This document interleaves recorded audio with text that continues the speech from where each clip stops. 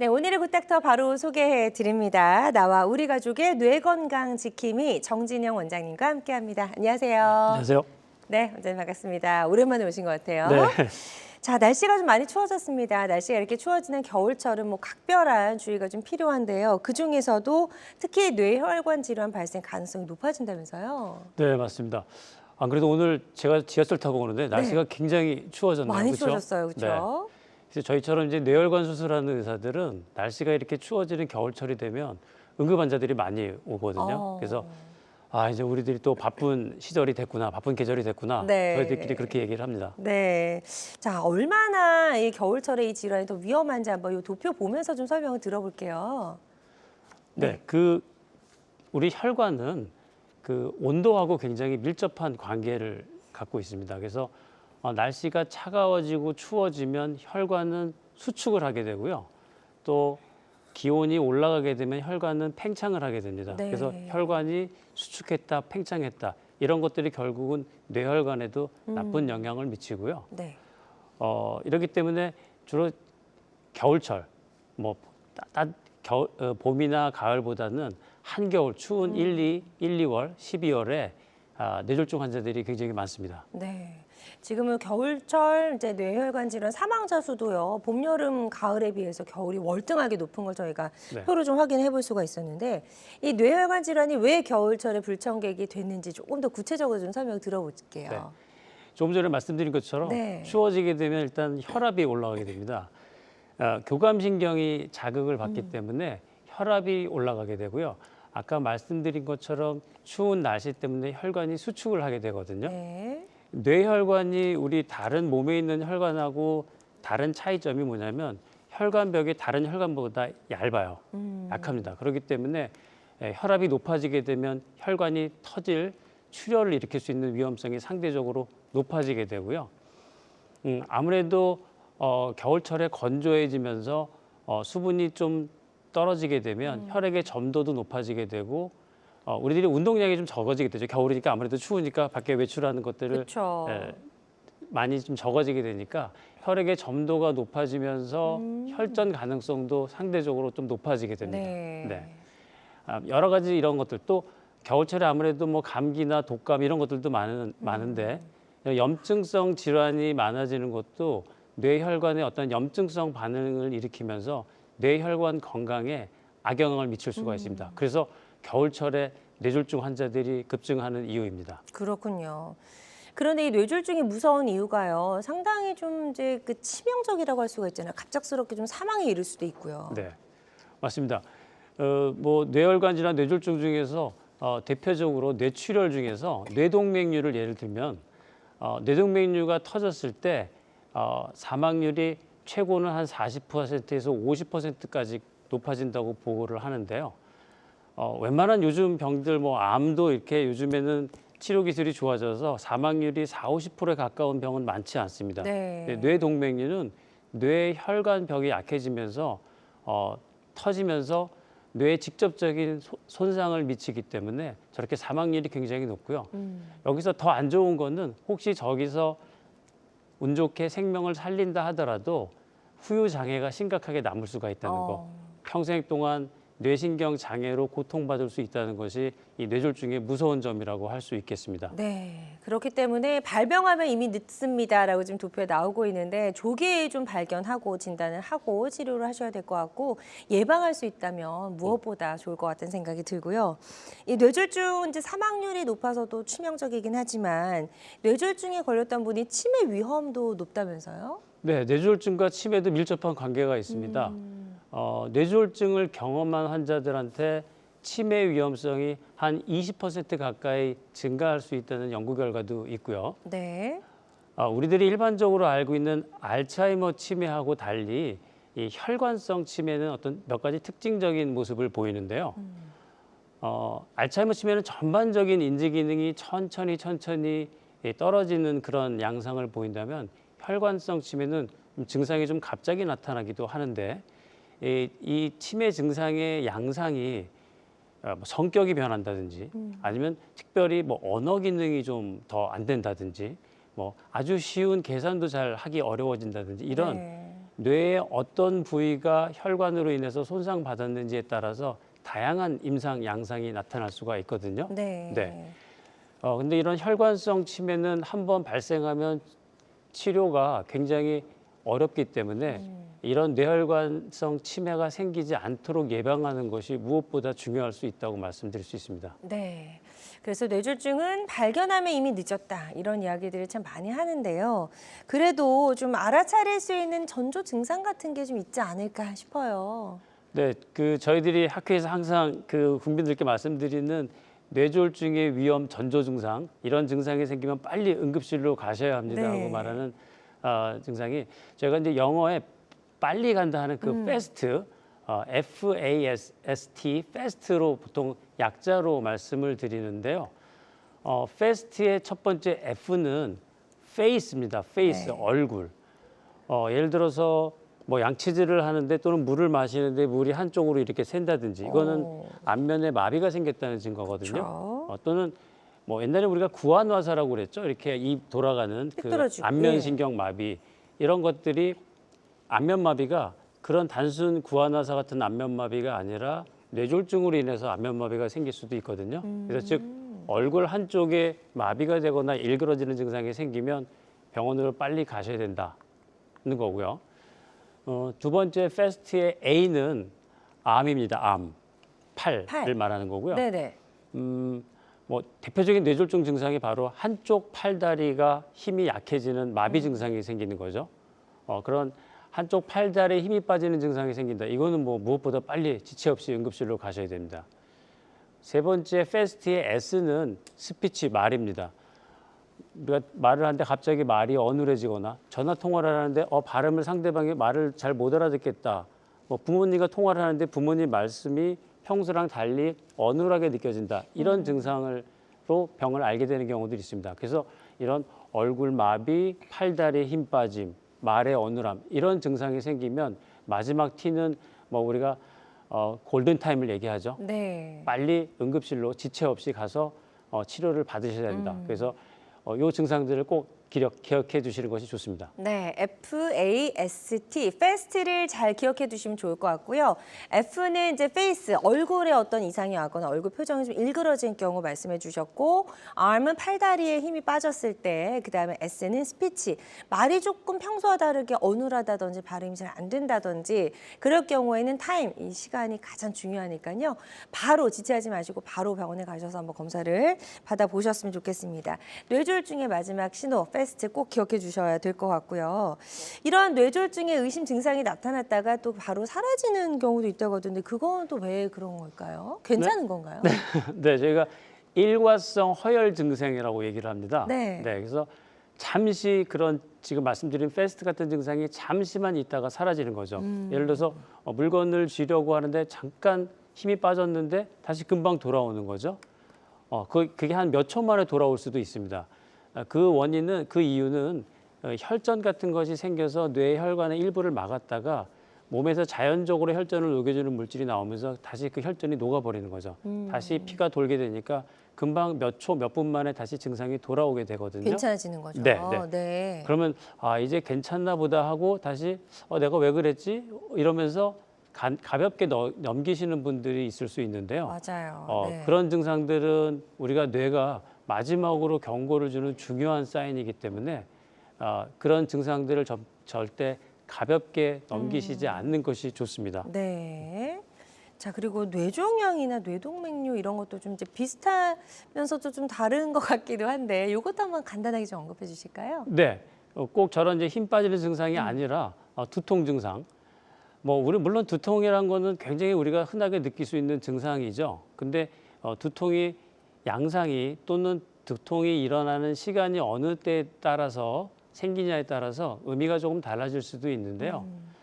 특히 우리가 아침에 자고 일어나면 제일 아침에 정신이 맑고 잠을 푹 자고 나면 머리가 개운해야 되는데, 유독 아침에 일어났을 때 더 두통이 극도로 심하다든지, 또는 밤에 수면을 하는 중에 자다가도 머리가 아파서 잠을 깬다.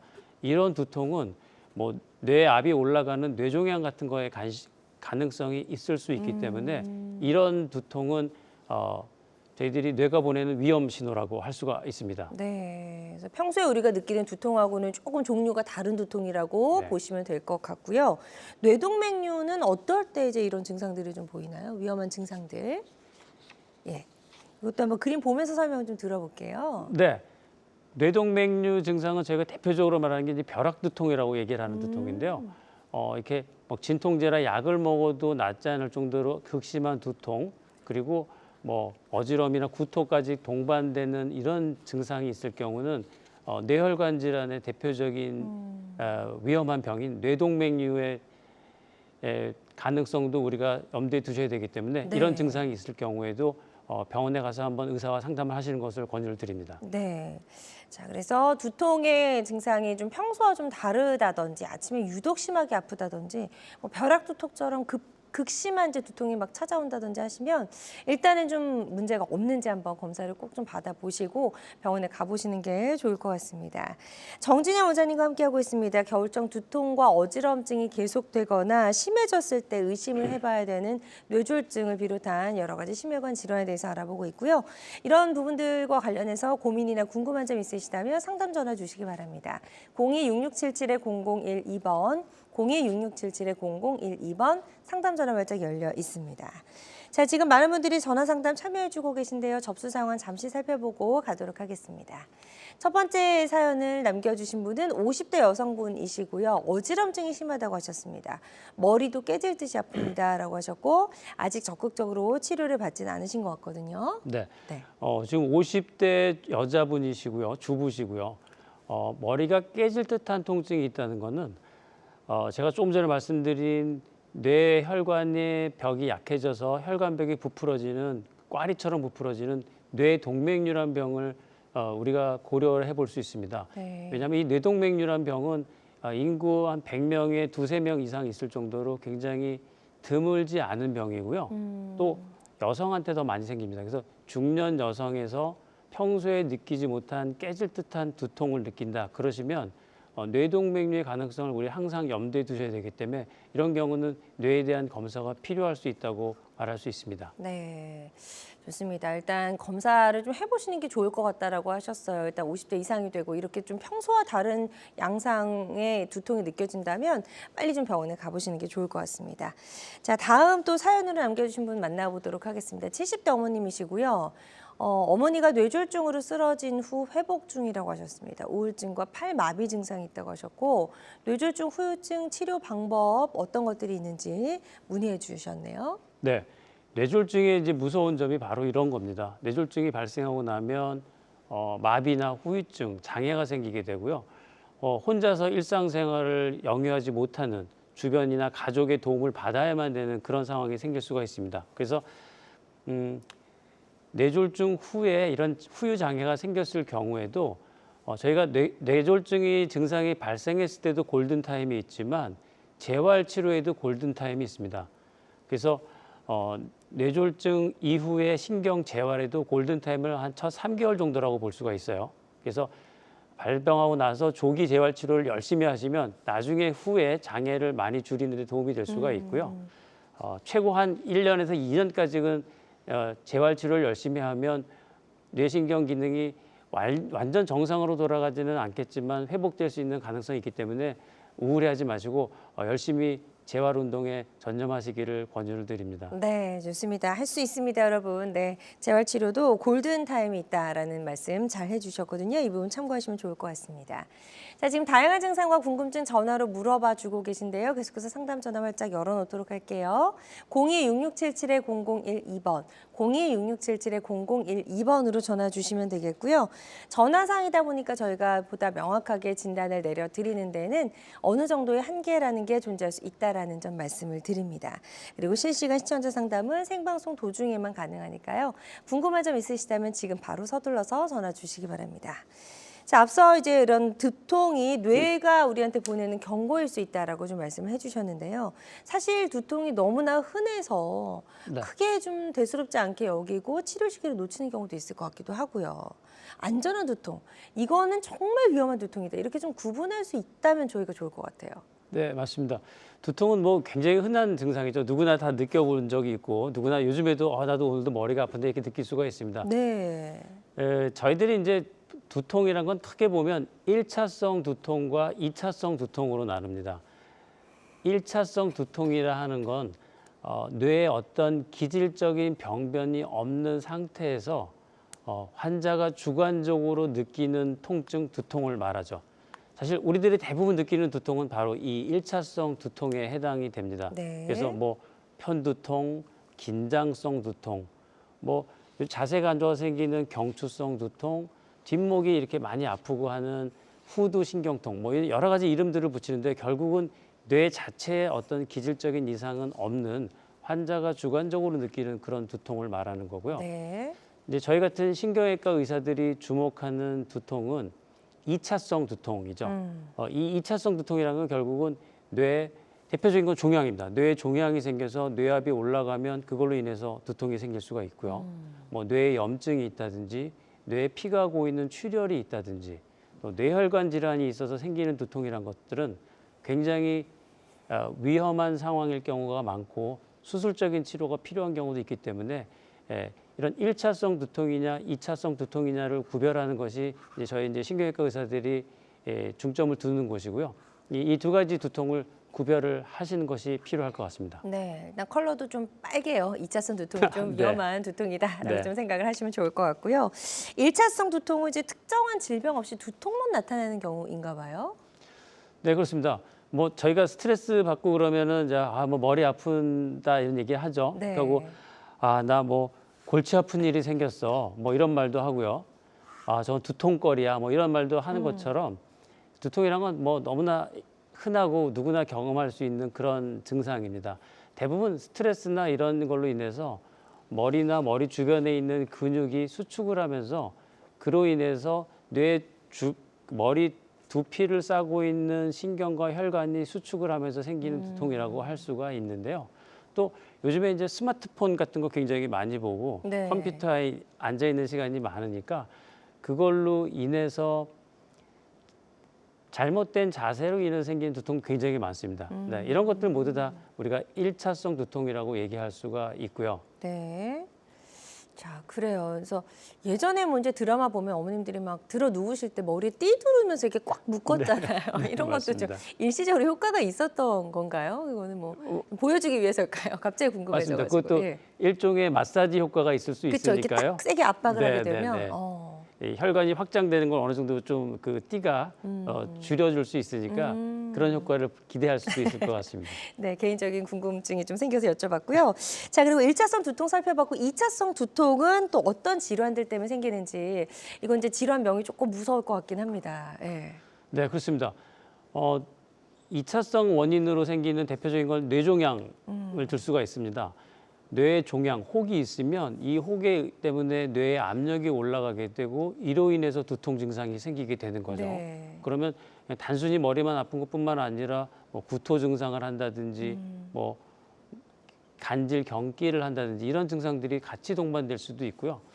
또 종양이 어느 위치에 있느냐에 따라서 또 종양의 어떤 그런 양상에 따라서 인지 기능이 떨어지거나 뭐 언어 기능이 떨어지는 이런 특정한 다른 증상으로 생기기도 합니다. 제 환자 중에 한 분이 인지 기능이 떨어지는 치매 증상이 있어서 치매 약을 오랫동안 드셨는데 그 증상이 점점 빨리 악화되는 양상을 보이셔서 제게 오셨어요. 그래서 네. 뇌 MRI 검사를 했더니 이분이 뇌 종양이었습니다. 근데 그분은 사실 두통 증상은 별로 많지 않으셨는데 인지 기능이 떨어지는 쪽으로 증상이 생기셨던 겁니다. 그럴 수 즉 있군요. 그분은 뇌종양으로 인해서 생긴 인지기능 저하지 우리가 일반적으로 알고 있던 치매가 아니셨던 거죠. 네, 그러니까 이런 다양한 증상으로 2차성 두통이나 원인으로 인해서 증상이 나타날 수 있으니까 뭐 뇌종양이든지 이런 걸로 인해서 검사를 해보셔야지 우리가 알 네. 수가 있습니다. 네. 좋습니다. 그래서 치명적일 수 있는 2차성 두통이 이제 뇌종양이어서 이런 두통이 올 수도 있다라고 좀 말씀해 주셨고, 저 MRI 사진 보니까 이제 어떤 게 좀 정상이고 둘 다 뇌종양이 있는 건가요? 네, 저 네. 그림에서 보이는 그 동그랗게 보이는 네. 부분이 어떤 건 까맣게 보이고 하얗게 보이는 그 부분이 뇌 종양 부위입니다. 엄청 큰데요, 저거. 네네. 예. 저 정도 종양이 크면 뇌 압력이 올라가면서 어. 두통도 심하고 뭐 간질이나 경기를 할 수도 있습니다. 그렇군요. 네. 자, 뇌종양이 있을 때 이런 2차성 두통이 좀 극심하게 올 수 있다라고 말씀하셨고 또 다른 이제 좀 질병 때문에 이런 2차성 두통이 올 수 있는데 이게 이제 뇌동맥류 이것도 굉장히 위험하다면서요. 네, 그 두통을 유발할 수 있는 종양 다음으로 뇌혈관 질환의 대표적인 병이 뇌동맥류라는 병을 드릴 수 있습니다.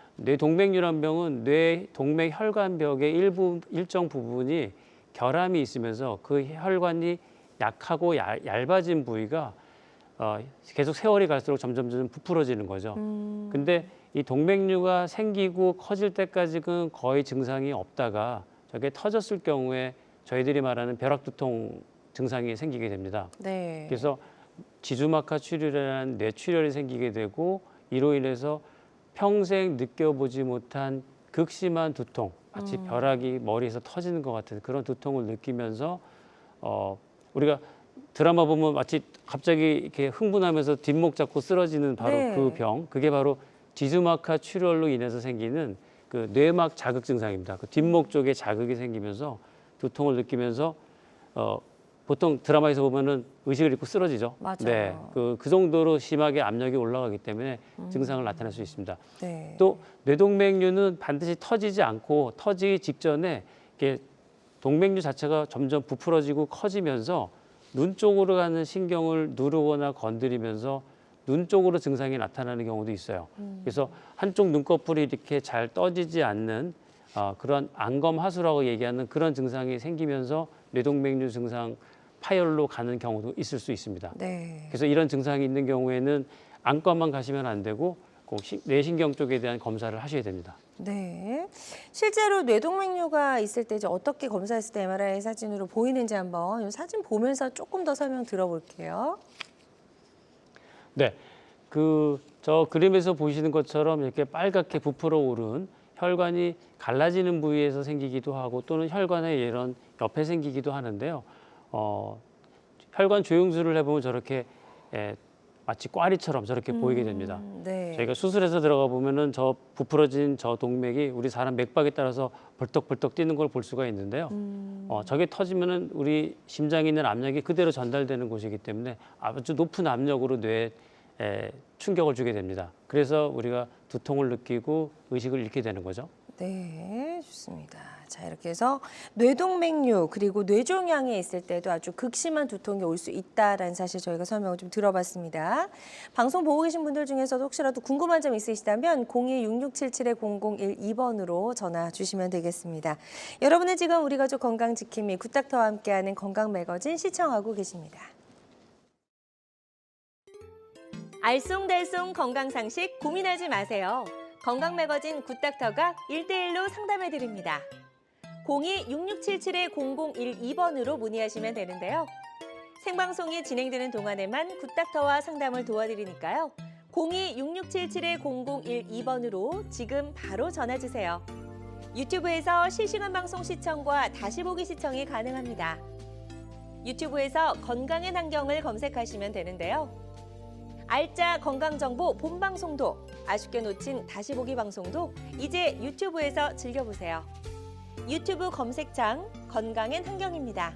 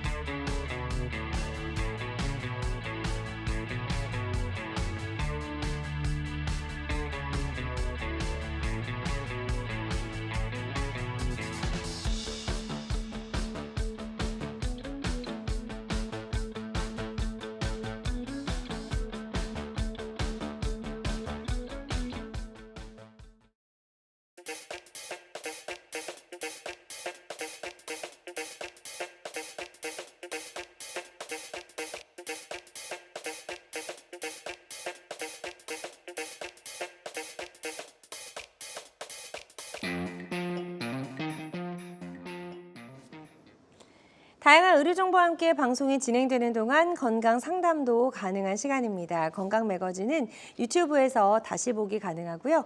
유튜브에서 건강엔 한경 검색하시고 찾아주시면 좋을 것 같습니다. 자, 저희가 이제 위험한 두통이 이차성 두통에 대해서 좀 알아보고 있었는데요. 이게 특징이 또 있다면서요. 네, 그 2차성 두통은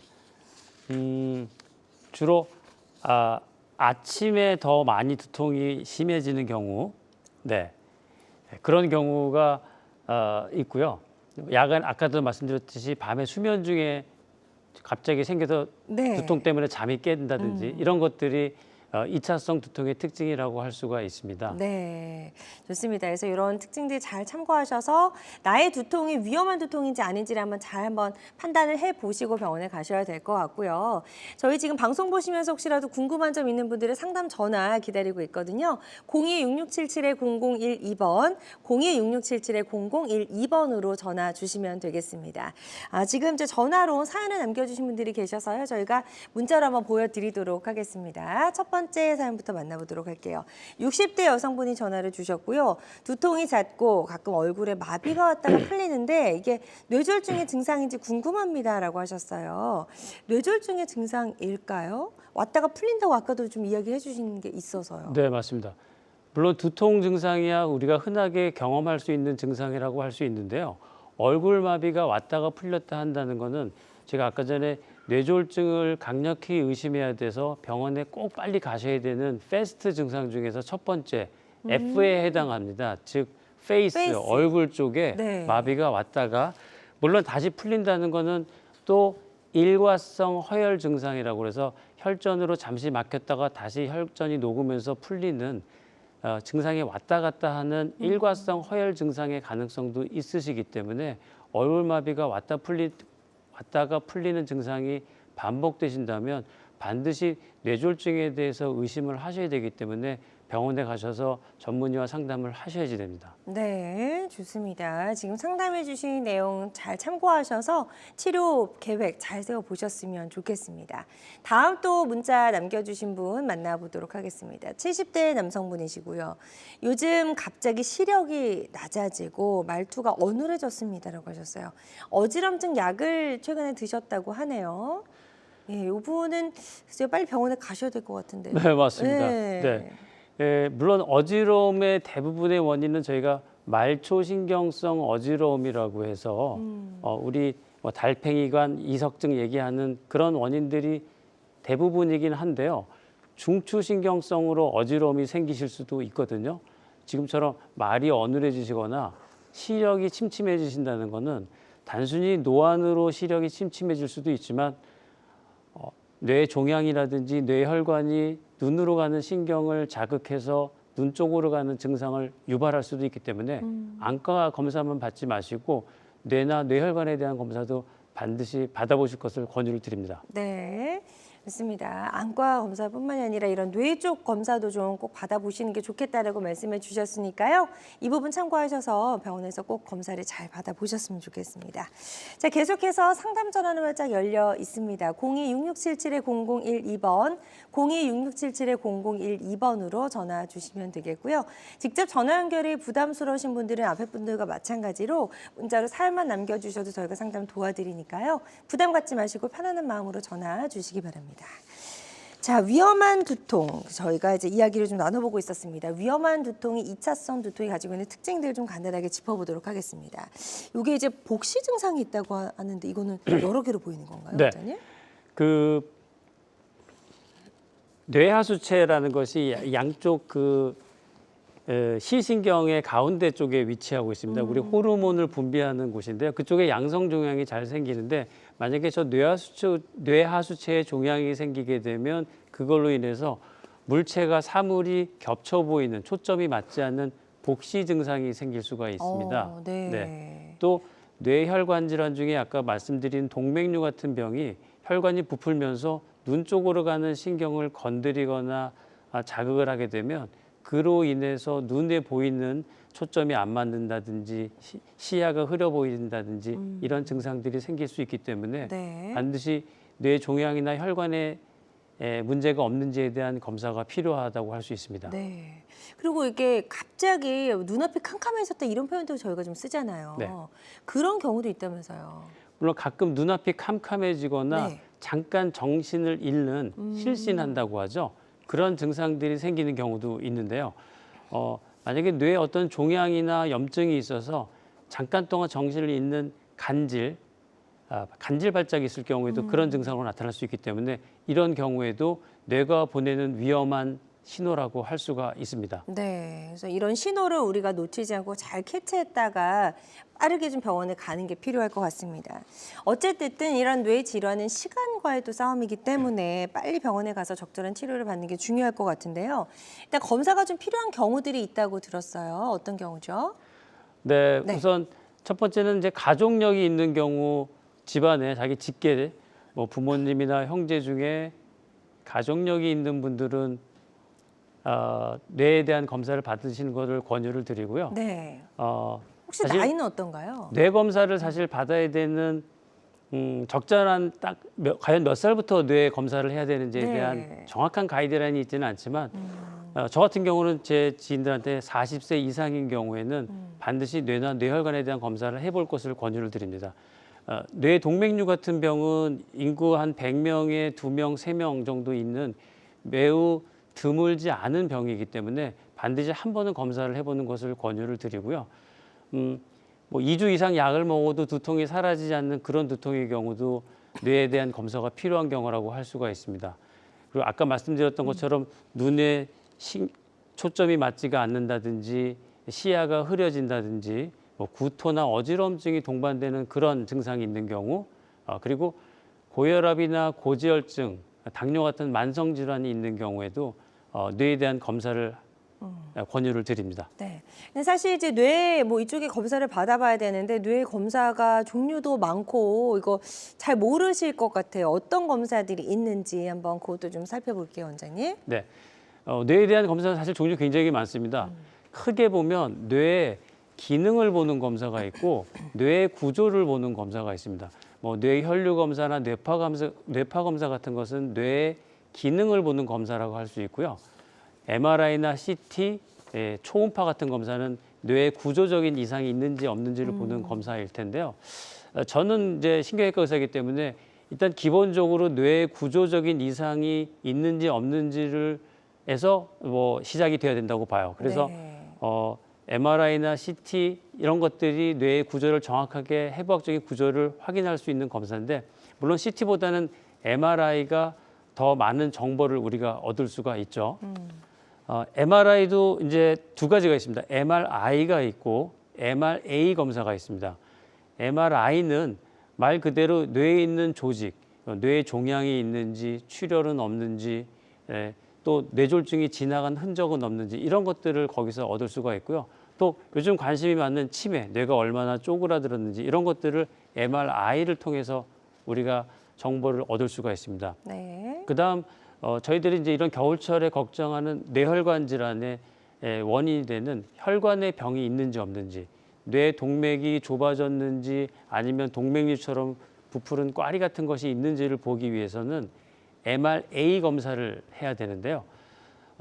많은 분들이 실제 진료실에서 저에게 질문을 하십니다. MRI를 찍어야 돼요, A를 찍어야 돼요라고 저한테 많이 질문들을 하시는데요. 두 가지 검사 어느 것도 빼놓을 수 없는 뇌를 찍는다면 MRI, A 모두 필요한 검사이기 때문에 두 가지 검사는 반드시 동시에 진행하시는 것을 권유를 드립니다. 네. 그 초음파로도 이제 뇌 사진을 좀 찍을 수 있는 경동맥 초음파 이건 또 뭐죠?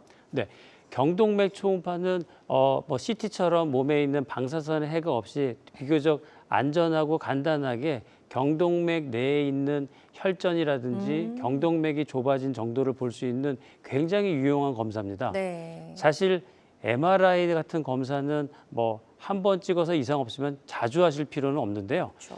경동맥 초음파는 어느 정도 60대 이상 나이가 되시면 1년에 한 번 정도씩 검사를 해서 경동맥이 좀 더 좁아지지는 않는지 혈전이 생기지는 않는지를 확인하시는 것이 좋습니다. 네.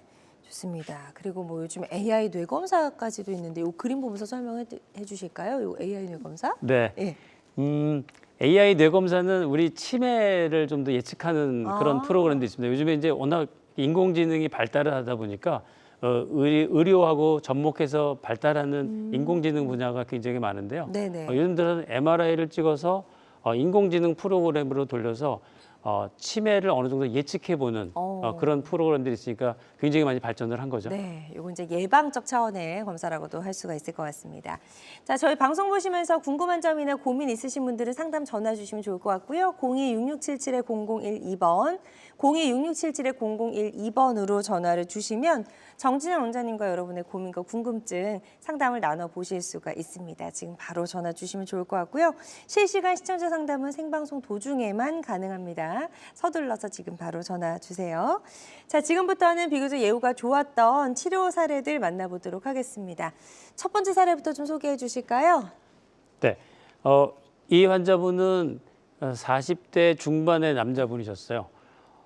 환자분이 오실 때 오른쪽 얼굴이 마치 마취한 것처럼 치과에서 주사 맞은 것처럼 마취한 것처럼 얼얼하고 저리다. 그런 증상으로 오셨습니다. 이분은 뭐 마비라든지 말이 어눌해지는 증상은 없으셨는데요. 네. 그래도 저희가 뇌에 대한 그 원인을 찾기 위해서 뇌 MRI 검사를 했는데 여기서 지금 하얗게 보이는 이 부위가 바로 뇌경색, 급성 뇌경색입니다. 네. 뇌의 어떤 부위는 우리 운동신경에서 딱 피한 곳에 뇌경색이 이 환자분은 발생을 하신 거죠. 그래서 얼굴의 감각 이상으로만 뇌경색 증상이 나타나셨던 경우고 이 환자도 기저질환으로 고혈압이나 당뇨약을 먹고 계셨던 케이스였습니다. 젊으신데도요. 네. 예.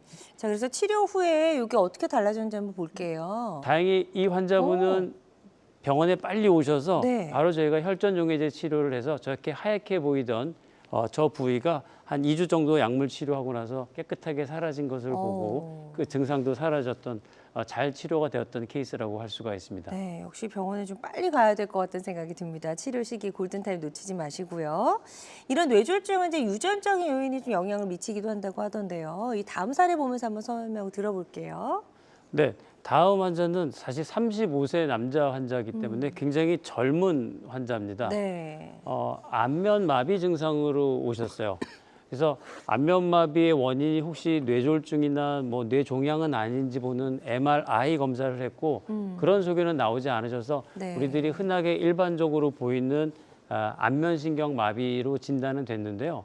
뇌혈관을 보는 검사를 했는데 저 동그란 부위가 바로 뇌동맥류입니다. 네. 굉장히 젊은 나이인데 뇌동맥류가 있었던 거고요. 사실 저 뇌동맥류 때문에 안면마비가 생긴 건 아니지만 어떻게 보면 안면마비보다 훨씬 무서운 뇌동맥류란 병을 발견하게 됐던 거고요. 이 환자 같은 경우도 아버지께서 뇌동맥류라는 가족력을 갖고 있었던 경우입니다. 즉 가족력이 있는 경우 물론 뇌동맥류나 혈관 질환이 유전되는 병은 아니지만 가족력이 굉장히 높기 때문에 가족 중에 이런 뇌졸중을 앓으신 분들이 있는 분들은 적극적인 검사하시는 것을 권유를 드립니다. 네, 예방적 차원에서라도 적극적으로 좀 검사를 해보셔야 될 것 같습니다. 다음 사례도 만나볼 텐데요. 다음 사례는 10대 환자예요. 예, 이렇게 11세 남자. 예. 그 초등학생 남자 아이였습니다. 그 부모님하고 같이 두통 때문에 제 진료실을 찾았는데요. 두통의 아픈 양상이 조금 일반 양상하고 다르다고 생각이 돼서 제가 MRI 검사를 했는데 네. 이 환자는 이 혈관이 점점점 막혀가는 선천성으로 혈관이 막혀가는 모야모야 병 환자였습니다. 너무 안타깝네요. 네, 그리고 제가 이제 환자 그 학생한테 다시 혹시 손발에 힘이 빠진 적이 없냐고 물어보니까 그때서야 이제 조심스럽게 근데 운동하다가 조금 오른손에 힘이 빠진 적이 한 번 있었습니다. 이렇게 얘기를 하더라고요. 네. 이게 전형적인 모야모야 병의 증상이거든요. 그래서 이렇게 소아나 어린 환자일 경우에도 저런 뇌혈관 질환들은 나타날 수가 있다는 것. 볼 수 있는 경우였습니다. 네, 좋습니다. 환자들마다 치료 효과는 조금씩 다를 수가 있겠고요. 어떤 치료든 치료 방법을 결정하기 전에 반드시 신중을 기해야 한다는 점 꼭 기억해 주시기 바랍니다. 정진영 원장님과 함께하고 있습니다. 뇌졸중을 비롯한 여러 가지 심혈관 질환에 대해서 알아보고 있고요. 방송 보고 계신 분들 중에서도 혹시라도 궁금한 점, 고민 있으시다면 02-6677-0012번, 02-6677-0012번으로 전화 주시면 되겠습니다. 지금 이제 70대 아버님께서 또 전화 주셔서 사연 남겨주셨거든요. 요거 한번 확인해 보고 가도록 하겠습니다. 팔과 다리에 힘이 빠지고 머리가 깨질 듯한 두통이 심한데 치료법이 궁금합니다. 라고 하셨어요. 아직까지는 치료를 적극적으로 받아보시진 않은 것 같고요. 네. 네, 어떻게 하는 게 좋을까요? 팔과 다리에 힘이 빠진다는 게 이제 한쪽 팔 다리에 힘이 빠지느냐 아니면 양쪽 팔과 동시에 비슷하게 힘이 빠지냐에 따라서 의미가 좀 다를 수가 있습니다. 네. 말씀하시는 걸로 봐서는 한쪽 팔 다리에 힘만 빠지시는 건 아닌 것 같고 몸 전체 팔 다리에 힘이 빠지고 머리가 굉장히 아프시다고 말씀하셨는데요. 팔 다리에 힘이 빠지는 건 혹시 혈관이 좁아지거나 막히지 않는지에 대한 검사가 필요할 것이고요. 머리가 깨질 듯이 아프다는 건 마찬가지로 뭐 뇌동맥류나 뇌혈관 질환이 있지 않은지에 대한 검사가 필요할 경우이기 때문에 연세가 나이가 일단 70세시고 기존에 다른 검사를 하지 않으셨다 그러면 뇌나 뇌혈관에 대한 검사가 필요하신 상황인 거로 생각됩니다. 네, 좋습니다. 지금 상담 꼼꼼하게 잘 해주셨거든요. 이 부분 참고하셔서 치료 받으시는 데 도움이 되셨으면 좋겠습니다. 계속해서 상담 전화는 활짝 열어놓을게요. 02-6677-0012번으로 전화 주시면 되겠습니다. 그리고 실시간 시청자 상담은 생방송 도중에만 가능하니까요. 서둘러서 전화 주시기 바랍니다. 자, 계속해서 저희는 이제 예후가 좋았던 사례들 또 만나보도록 할게요. 이번에는 55세 여성분의 치료 사례네요. 네, 그 50대 중년 여성분이셨는데요. 두통, 머리가 아픈 증상으로 오셨고 또 환자 말씀하시는 중에 설거지를 하다가 갑자기 한쪽 손에 힘이 빠져서 그릇을 깬 적이 몇 번 있었다 이런 말씀을 하시더라고요. 그래서 손에 힘이 잠깐 빠졌다가 다시 돌아온 일과성 허혈 증상을 보이셨던 경우고요. 그래서 뇌혈관 질환을 의심하고 바로 MRI를 찍었는데 오른쪽에 보이는 MRA 검사에서 보시면 혈관이 양쪽으로 가는 팔 쪽으로 가는 저 혈관들이 막혀 있는 모야모야 성인 모야모야 병이었습니다.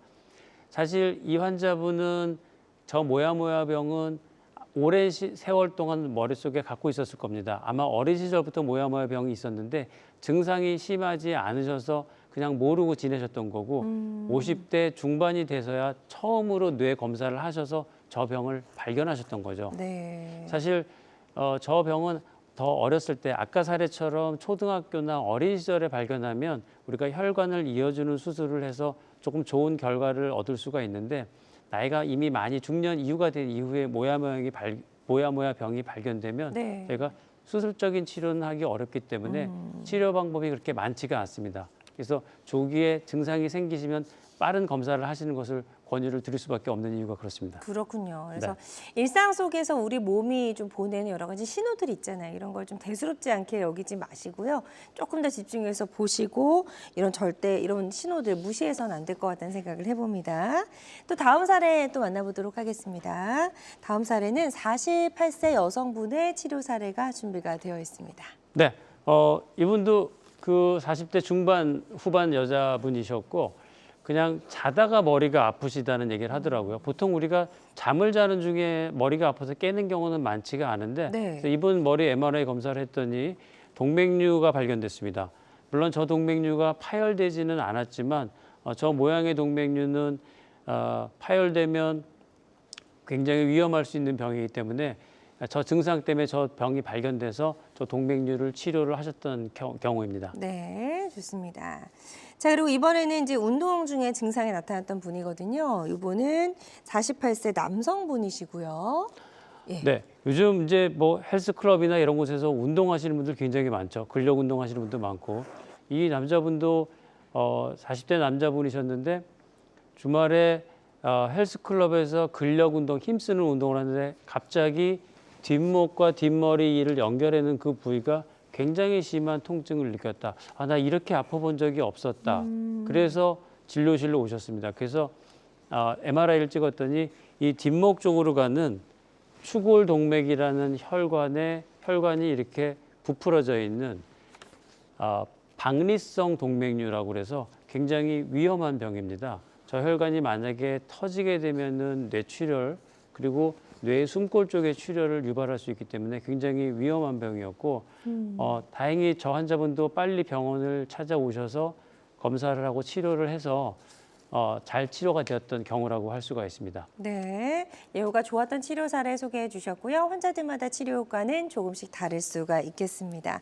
자, 저희 정진영 원장님과 함께했습니다. 어느덧 방송을 마무리할 시간이 다 되어가는데요. 겨울철에 불청객으로 불리는 뇌졸중 어떻게 관리하고 치료해야 될지 살펴봤고요. 치료를 고려 중이거나 앞두고 계신 분들이 반드시 알아야 할 주의사항이 있다면 어떤 게 있을까요, 원장님? 네, 이 뇌혈관 질환은 사실은 증상이 없는 경우들이 굉장히 많습니다.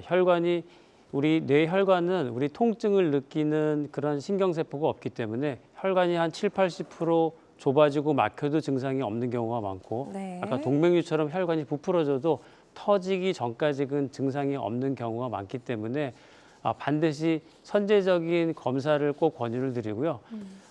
일반적인 두통을 가볍게 생각하지 마시고 아침이나 수면 중에 발생하는 두통 그리고 약물이나 이런 거에 진통제에도 듣지 않는 그런 두통이 있을 경우에는 반드시 뇌에 대한 검사를 해보시는 것을 권유를 드립니다. 네, 좋습니다.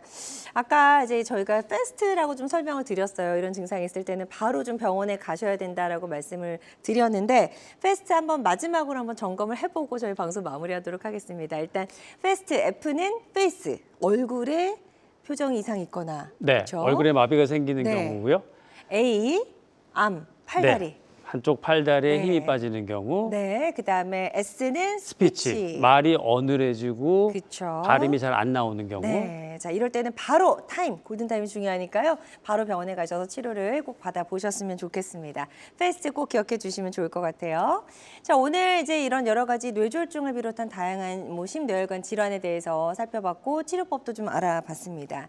모든 치료법에는 부작용이 따를 수 있고 개인마다 치료 효과가 다르다는 점, 그리고 전문의와 상담을 통해서 적절한 치료를 받는 것이 가장 중요하다라는 걸 꼭 기억해 주셨으면 좋겠습니다. 지금까지 정진영 원장님과 함께했습니다. 원장님 오늘 말씀 잘 들었습니다. 네, 고맙습니다. 감사합니다. 네, 건강 매거진 위드 굿닥터 함께 하셨고요. 실시간 시청자 상담은 생방송 도중에만 가능합니다. 이 점 꼭 기억해 주시고 저희 방송 유튜브로 다시 보기 하실 수 있거든요. 유튜브에서 건강엔 한경 검색하시고 많이 놀러와 주시기 바랍니다. 남은 주말도 건강하고 행복하게 보내세요. 고맙습니다.